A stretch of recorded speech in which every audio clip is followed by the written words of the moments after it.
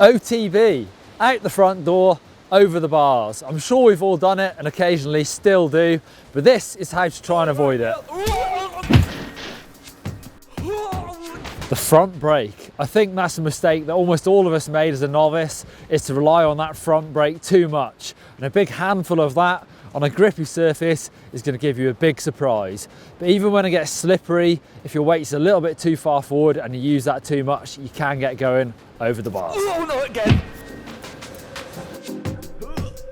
I think the second most common reason for going over the bars is not moving the weight far enough back, especially on downhill sections. If you stay in the middle of the bike with your hips, your weight is actually starting to go towards that front wheel, and any small bump can have you up and over. Ditches, puddles, rocks, or even roots are going to want to swallow your front wheel. So the way to deal with these is just to take weight off that front wheel. Sometimes it's just a case of dropping your heels and sliding your weight back.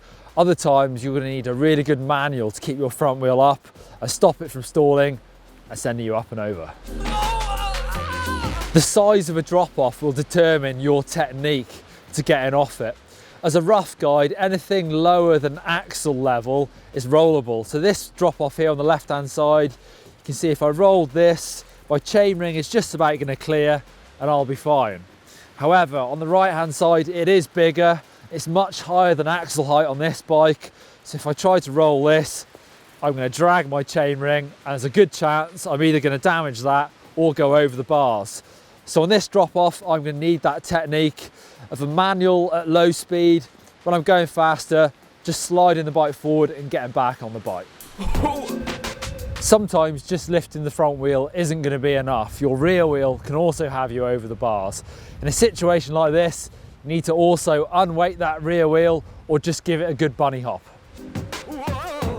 Bike setup is also going to make a big difference to where your weight sits naturally on the bike. So a cross-country bike is great for going uphill, but that high saddle, the long stem and the low bars is going to get everything forward. So you're much more likely to go over the bars on a cross-country bike. Whereas with the enduro bike, I've obviously got the dropper seat post, I can get the saddle down, I can get behind it much easier, but also the bars are much higher, the stem's much shorter, everything is tipped further back on the bike.